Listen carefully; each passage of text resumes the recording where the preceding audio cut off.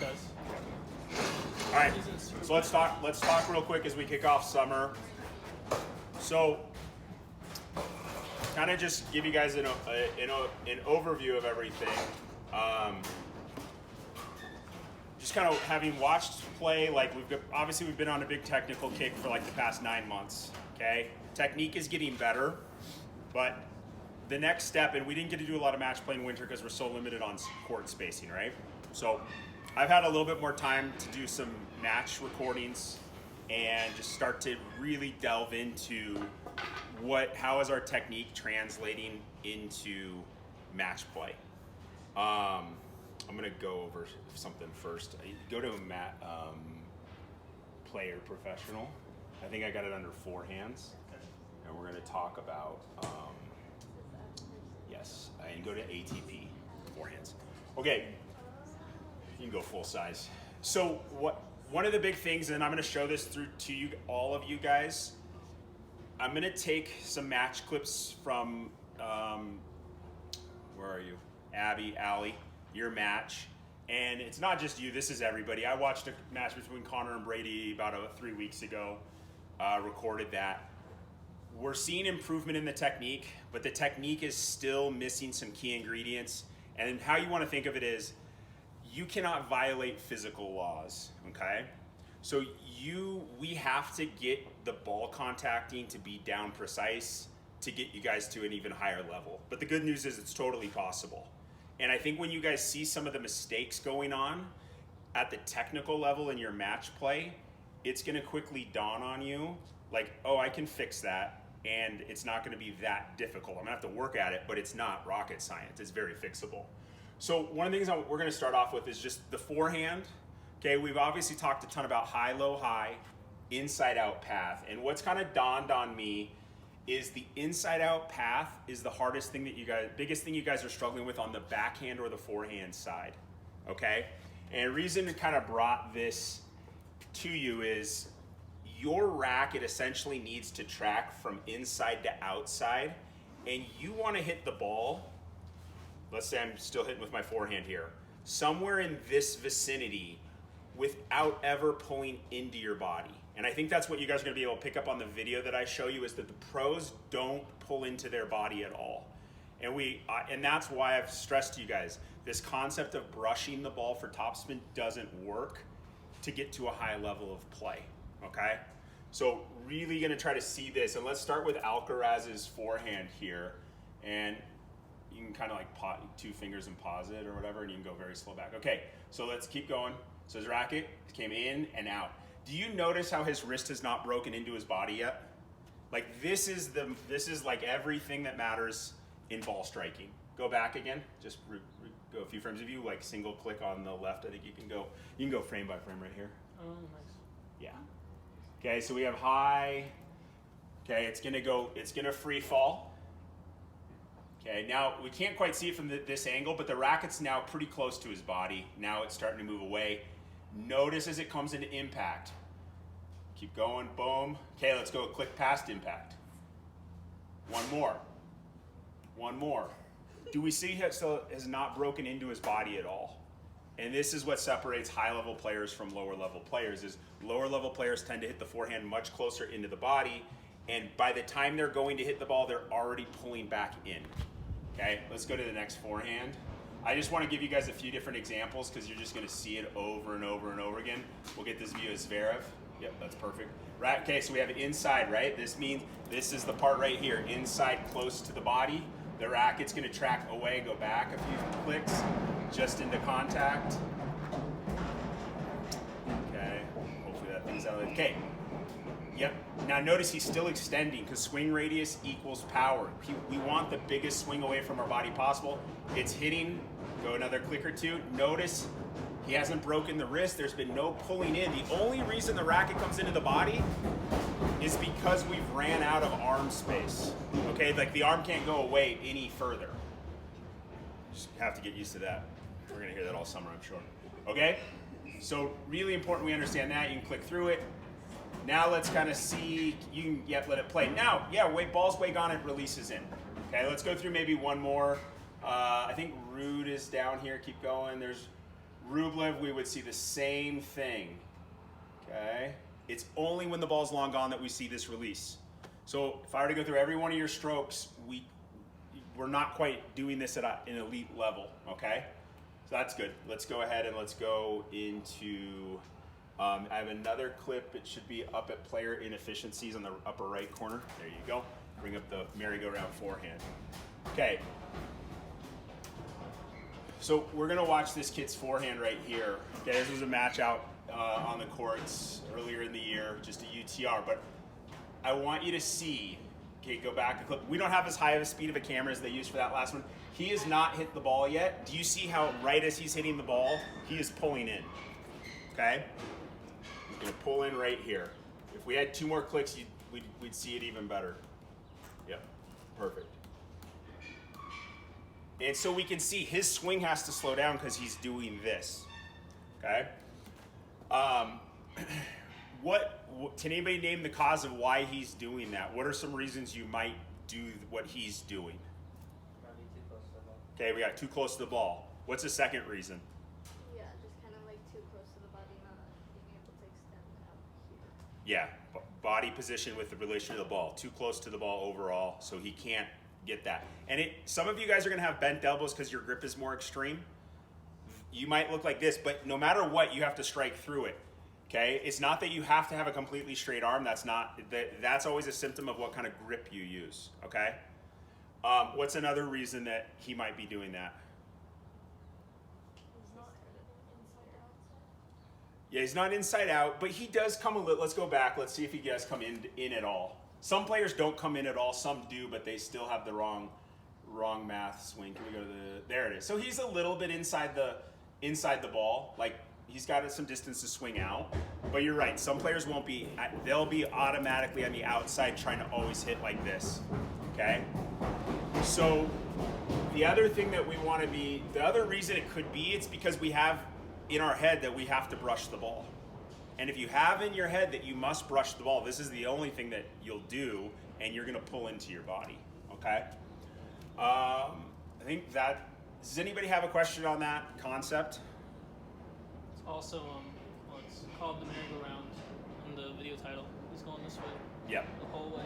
Yeah, merry-go-round swings around, right? Doesn't match the dimensions of the court. No left. And maybe go back to, well, we could kind of see it, right? In the pro level players, like they track out to the court longer than you imagine when you see that really good video, and then it releases. So it's always inside out, up the Ferris wheel, and then releases, okay? Let's go ahead and go to hard drive, pull up Ali and Abby's match. Okay. I told your parents, like, I'm gonna post all this stuff to our YouTube channel. It's obviously not gonna be trying to get a bunch of followers. It's really just for our class to use it. But if you miss a class, come watch this. Because you guys all have the same mistakes. Nobody's unique here in that we're playing like professional level tennis, right? So don't be embarrassed. It's just how we're gonna all get better because we see the same things over and over. You guys all have the same elbow joints, same wrist joints, same shoulder. You can only make so many mistakes, okay? So we're gonna kind of go through some match play now with Ali and Abby. We're gonna go to, yeah, you're at 106, and right here, yeah, it should be good. So we got Abby on the far court serving, okay? So I think I brought up this point because overall, love the depth that they're hitting with, okay? And go back now a few clicks, two ball strikes prior. You can let it play through until you get to that point, that's fine. I think a few seconds. So the big thing of this rally is, watch it again. Notice the depth is what gets the air. It's not because they ran each other side to side, okay? So it's just, once again, watch for depth. They're hitting between the percentage lines, okay? Ali finally got a slightly shorter ball, and then she delivered even a deeper ball, wins the point. Okay, that's good. So you can go to the next clip, 111. You guys just want to make sure you guys have this mentality of risk-taking. You don't need to take a risk wide, okay? We should all know the percentage lines. We imagine that we have a line going up 4.5 feet, 4.5 feet. We always play between those sidelines, okay? Let's go ahead. Let's look at 111. You guys can see okay?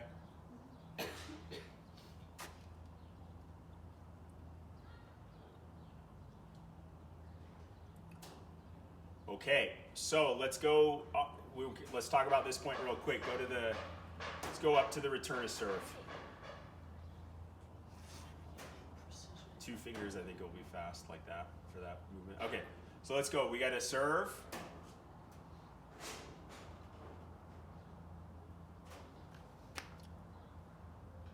Okay, really good return here in terms of being aggressive. Let's go back to the return again. Let's talk about if we're in Abby's position here and she's got a ball she's wanting to attack. Okay, she's got to make this return. She's got to take it and drive it right through this hole right here. She's got to use a lot of the space in the court, but she just hit what I would call an in-play return. So we're going to encourage you guys, continue to be aggressive. Just because I don't want you guys like taking risks, hitting the sidelines, I want you guys hitting the ball the right way with speed. So we want to just talk. So Abby's coming in, Allie gets the ball, let's forward. Okay, freeze. Okay. We want to now think about, had she gone more up the line, she wouldn't have had to cover this area, gotten all the way over to cover this area, right? She would have had she would have gotten there. She's now in front of the ball, not having to run. Okay? And the other thing, though, we want to commend Abby. Abby loses this point. She's in an aggressive position.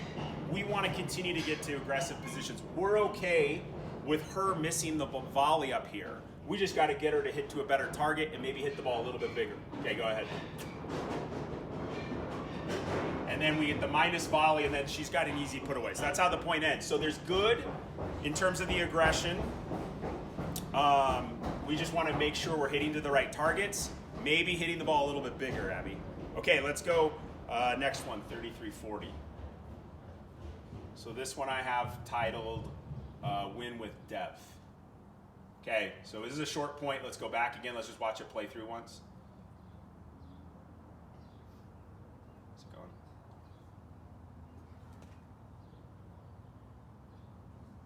It's not a long point, but this is really good. I want to just bring up again. Go back a little bit. There you go. There's the depth. That gets the air. Didn't have to take a risk by moving her around. It's really starting to think in terms of time. Do I take time away from my opponent or not? Okay. Let's go ahead and look at 3101. Okay, this one's titled Winning is Confusing. Let's figure out why.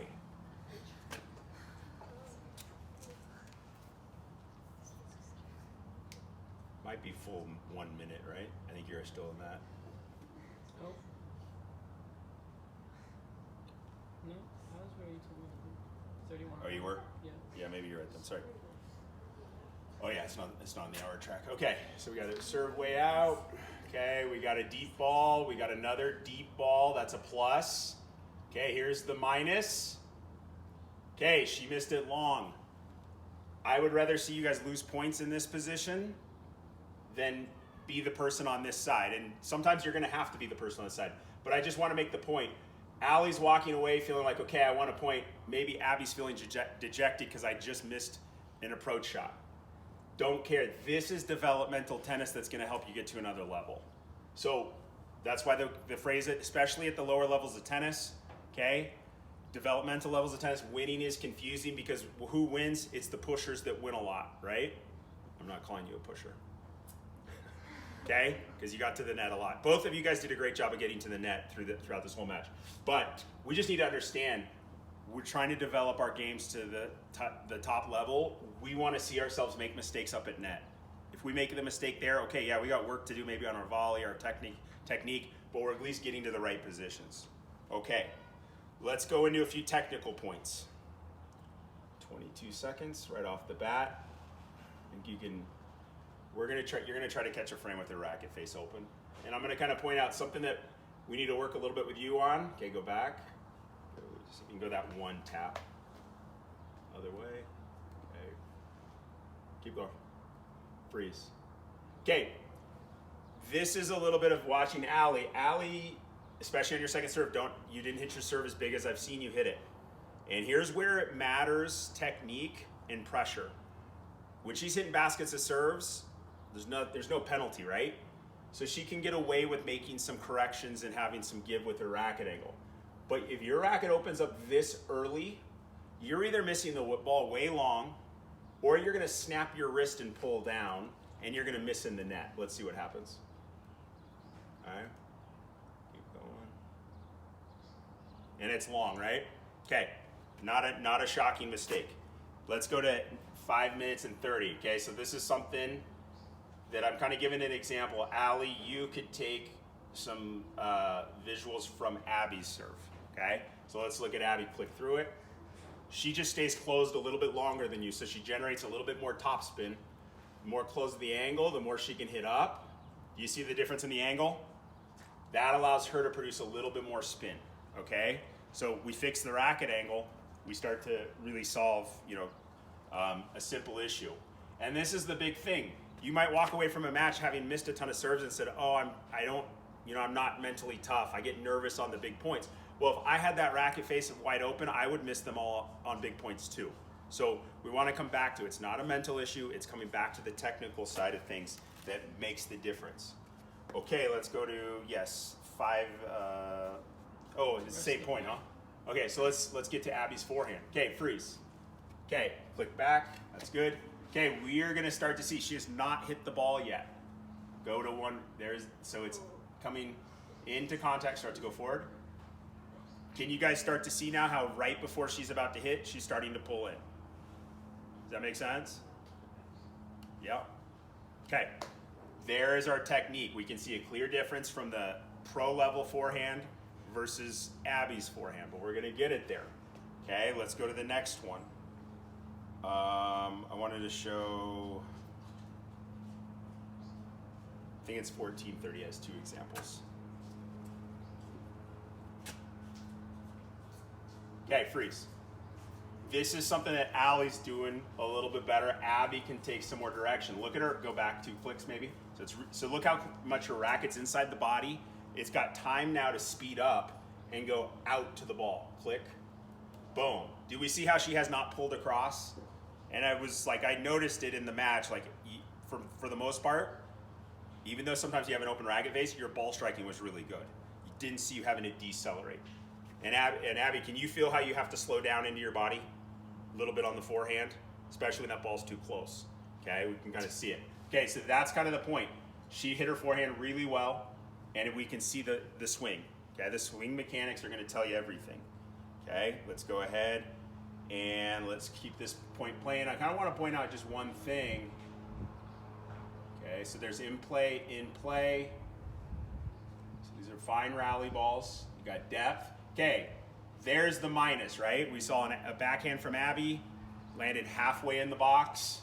Okay, now Allie's taking control. Wins the point at the net. Great finishing point. But just want to keep reiterating, to be a great tennis player, you have to keep the ball deep. So even in a great exchange like that, it's still going to come down to who gets the short ball out of that person. Okay.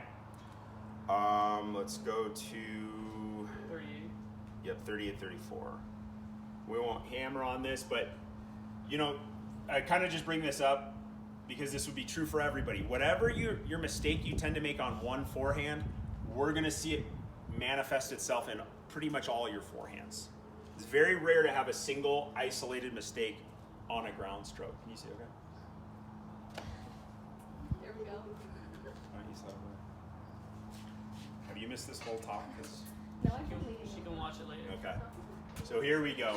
Is that it? Looks like it. Yeah. 34. Okay, and we see the pull off, right? You can see how you're swinging in. There it's even more obvious than the other one. But if she just let that track out, she'd be golden. Okay, but then that pull back happens across the ball. We got a merry-go swing. We miss wide, and that makes sense. We would miss that wide when we're pulling that way. Okay, let's go to the backhand at 110. We only got about 5 more of these little points to show, then we're gonna move on.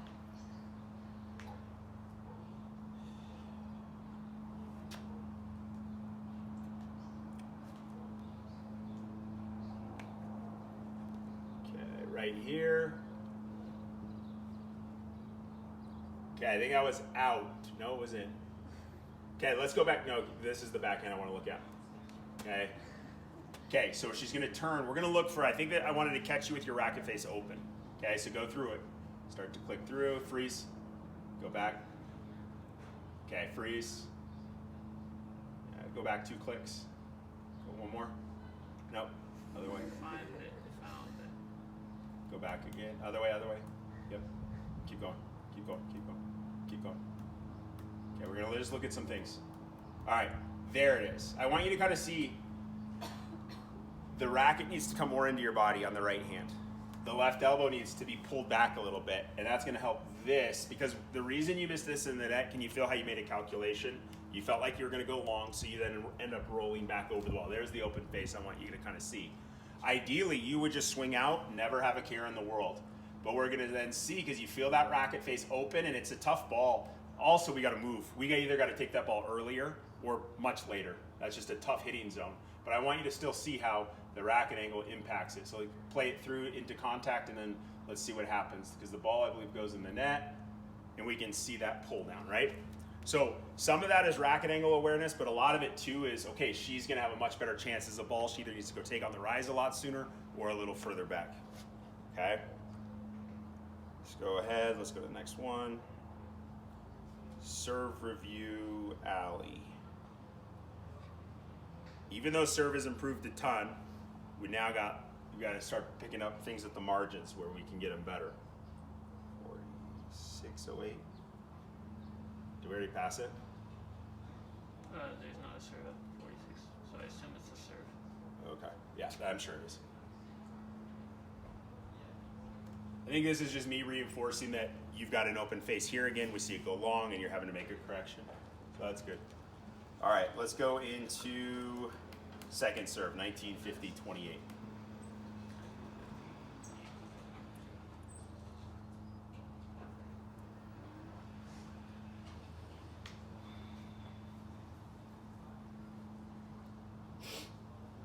So, this is a second serve.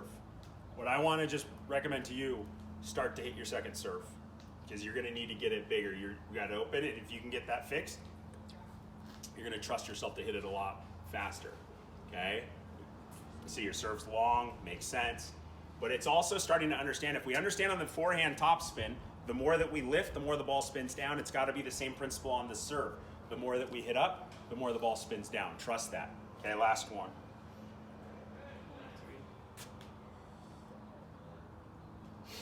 I want to talk a little bit about ready position. So this one's for Allie on her ready position. Is it 48? Ready position. You skipped it. Oh, sorry. We can go to 103. No, you're good. So we got 2 more. Sorry. Okay, so we're going to look at the backhand. I want to catch you with your racket face open. Okay, go ahead. Okay, back again.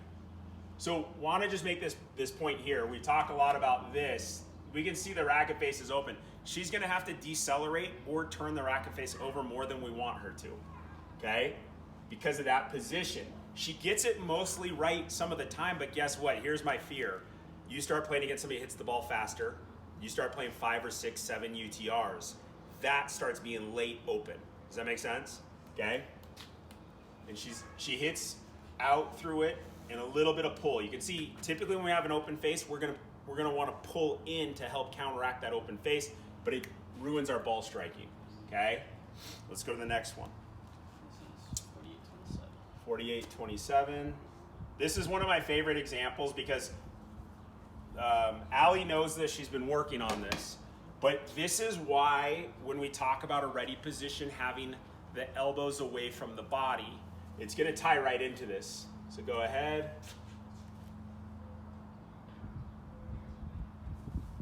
Go back. I want to talk about, I think it's right after the return. So go. Okay, freeze real quick. This is kind of what I want you to see. Her elbows are pretty close to the body. Ideal ready position has the elbows out away, because then when I turn, the racket's naturally not going to be an open face. But if I turn with my elbows up, you can see, or elbows in, you see the racket angle will open up. Does that make sense? Okay, so that's why it's so important, worship your ready position. It's like Djokovic, you see Djokovic. Yeah, go there, now freeze. Okay, because and that's kind of the setup right away. She has to start with a slightly open angle that's not going to allow her to hit the ball as hard as she could. And that's kind of she corrects it, but once again, is she going to be able to correct it every time? Or if the speed gets faster, does she correct it? So, anyways, does anybody have any questions? No questions?